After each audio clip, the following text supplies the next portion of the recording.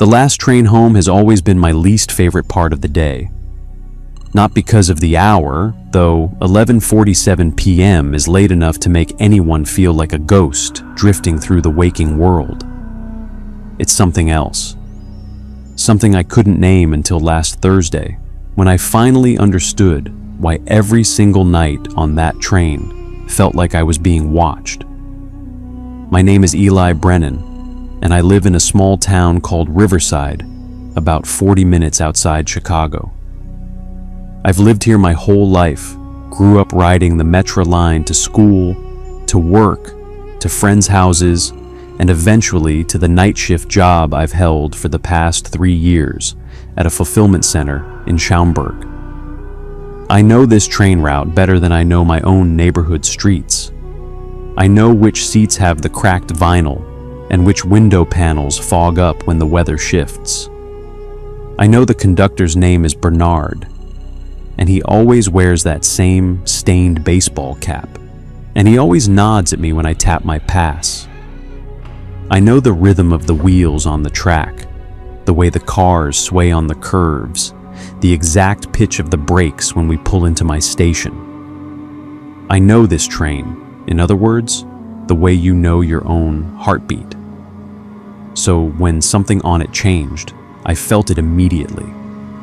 The way you feel a stranger standing behind you in an empty room. The way you feel eyes on you when you're alone in the dark.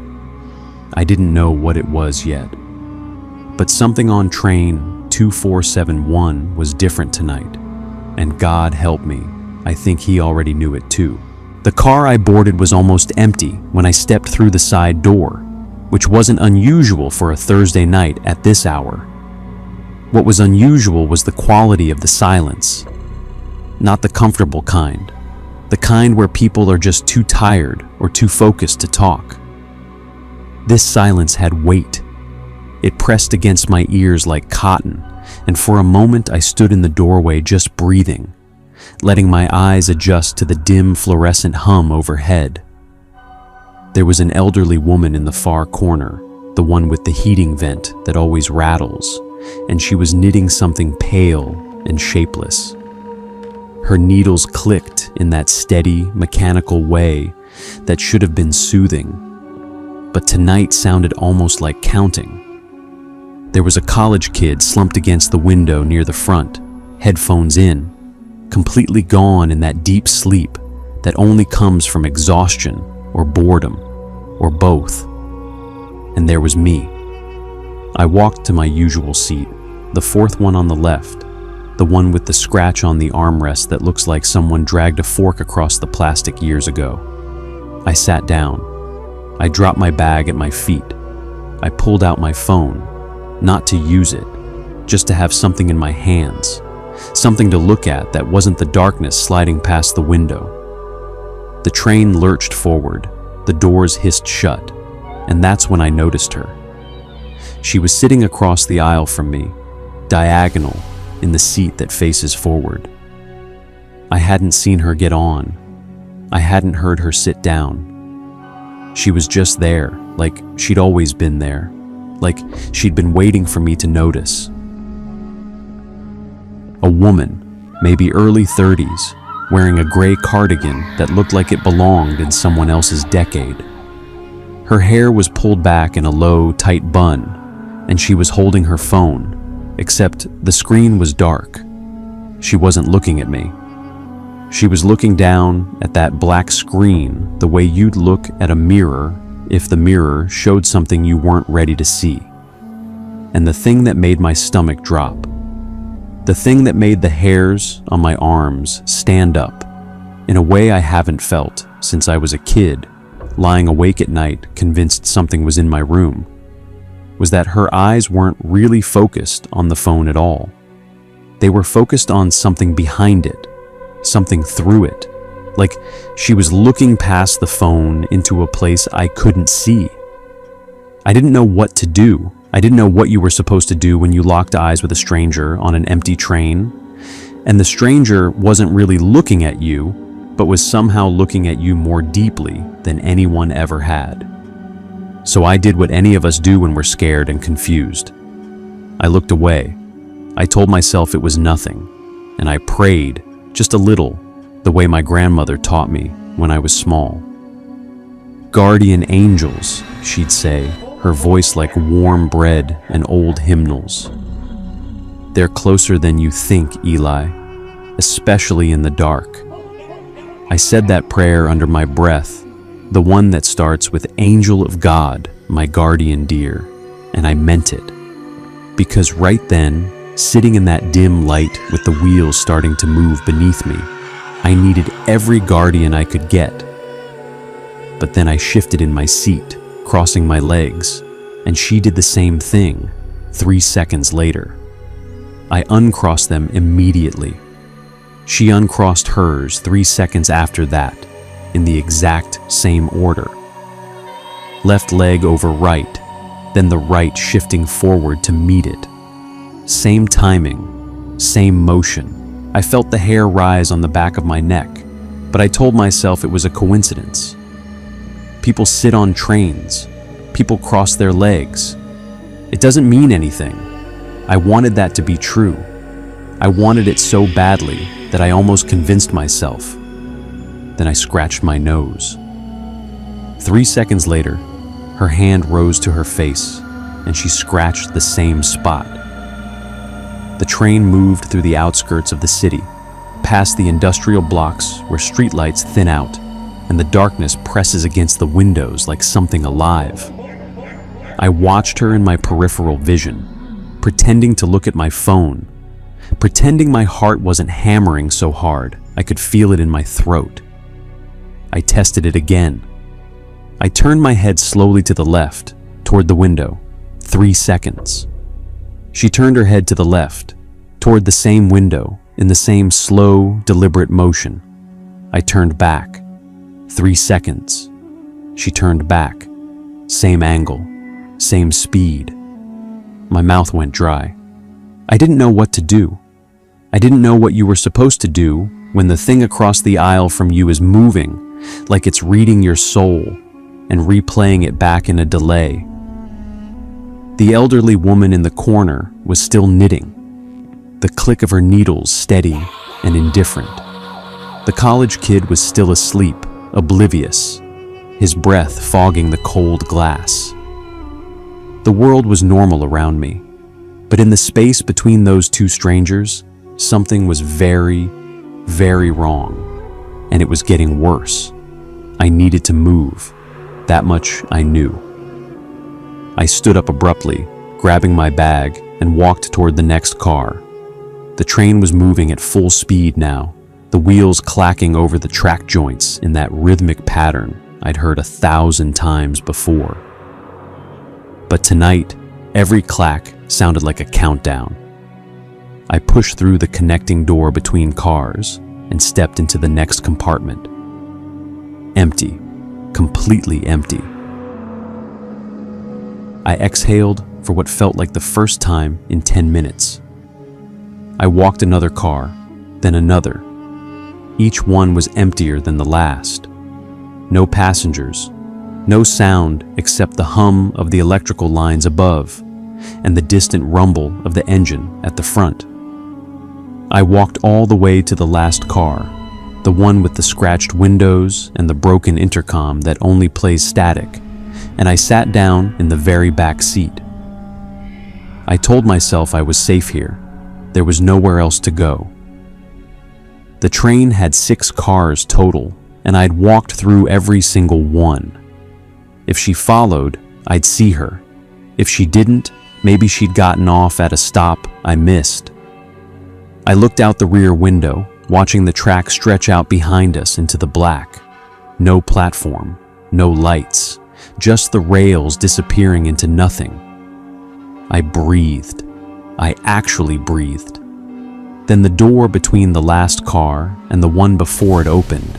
She walked through. 3 seconds after I saw her, she stood in the doorway of the last car. She didn't walk like a person who has just crossed 3 train cars in a hurry. She walked the way someone walks when they have all the time in the world, when time itself is something they exist outside of. Slow, measured, each step the same distance as the last. She sat down across from me, not across the aisle this time, but directly across, facing me in the backward seat. And she put her hands in her lap. Her dark eyes found mine, and they didn't blink. Not once, not for a very long time. I said something. I don't even remember what. It might have been, "What do you want?" or "Stay away from me," or just noise. But whatever it was, she responded. 3 seconds later. Not with words, with the exact same sounds, the same inflection, the same rhythm of my voice played back to me like an echo with intent. And then she smiled. It was my smile. The exact curve of my lips, the exact way the left corner pulled higher than the right. It was me, but it wasn't. It was the thing that had learned me, and it was done hiding. The train entered the tunnel. The lights cut out completely. Total black. I couldn't see my hand in front of my face. The train kept moving. I could feel the vibration of the tracks beneath me, but the darkness was absolute. No emergency lights, no phone screens, nothing. And in that darkness, something shifted across from me. I felt the seat creak under the weight, felt the displacement of air. And then, in the black, I heard my own breathing. Except it wasn't me. The rhythm was wrong. It was synchronized with something that was breathing in perfect time with me, but offset by 3 seconds. Inhale when I exhaled. Exhale when I inhale. Like a mirror made of sound and shadow, showing me the reverse of everything I was. I don't know how long we were in the tunnel. It felt like hours. It might have been 3 minutes. When the lights flickered back on, I was sitting exactly where I'd been. She was sitting exactly where she'd been. But her posture had changed. She was leaning forward now, her hands still in her lap, her face tilted at the same angle as mine. When I looked at her, really looked at her face, I saw that something was different. Her features were the same. Her dark eyes, her low bun, her gray cardigan. But the expression underneath was shifting.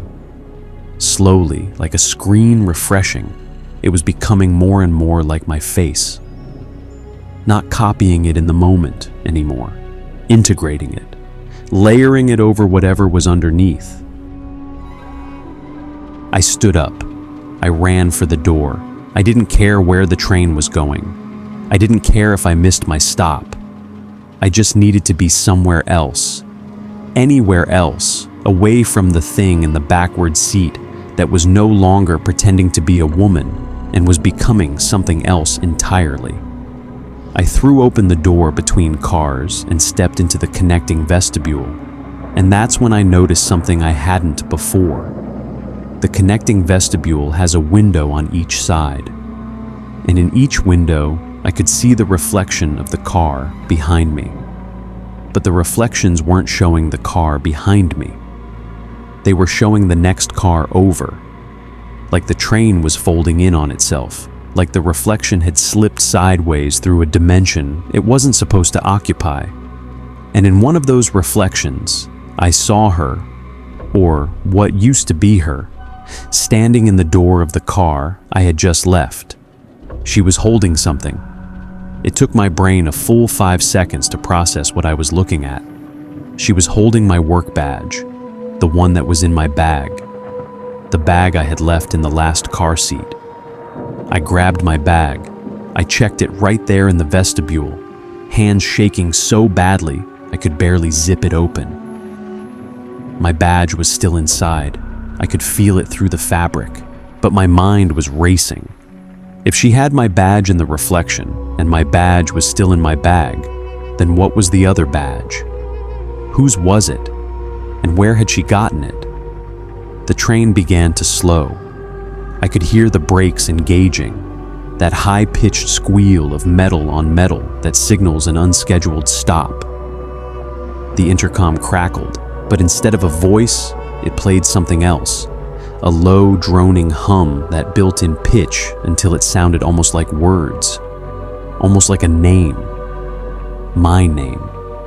Played backward, and then forward, and then backward again. I fell against the door. The train stopped between platforms, in the middle of absolutely nowhere, surrounded by empty fields and the distant glow of a highway I couldn't reach. The doors didn't open. The intercom went silent. And in that silence, I heard the clicking. It was coming from the roof of the train. Slow, deliberate tapping, like fingers running across the metal skin of the car above me. It moved from the front of the car to the back, methodical, patient, like something was searching. And then it stopped, right above my head. I could hear breathing through the ceiling vents. My breathing, played back in that same 3-second offset pattern. Inhale when I exhaled. Exhale when I inhaled. It was in the walls now. It was in the air system. It had stopped being confined to the seat across from me and had become something that belonged to the train itself. The train that was supposed to take me home. The train that had become its body. The lights went out again. This time, they didn't come back on. I pulled out my phone. No signal, no GPS.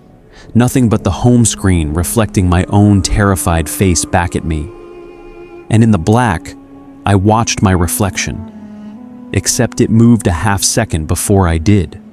Not 3 seconds this time. 1.5, then 1, then half. The delay was collapsing.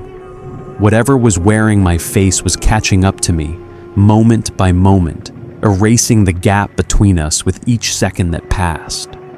I pressed myself against the train door and screamed.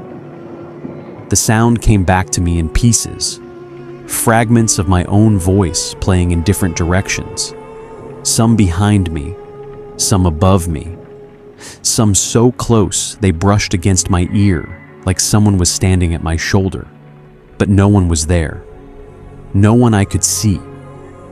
The train started moving again on its own, without the brakes being set, without the engineer pressing a button. It moved forward, accelerating faster than it ever had on the regular route, so fast that the landscape outside became a blur of meaningless light and dark. And then it stopped, not at a station, at a platform I had never seen before. The doors opened automatically. The air outside was cold and tasted like rust. I couldn't see the platform. I couldn't see anything beyond the open doors except a darkness that seemed deeper than ordinary night, a darkness with texture and weight. But there were sounds, footsteps, many of them. Walking on the platform, stepping onto the train, filling the car I was in with people who didn't speak, didn't look at me, and sat down in every available seat. They all had my face.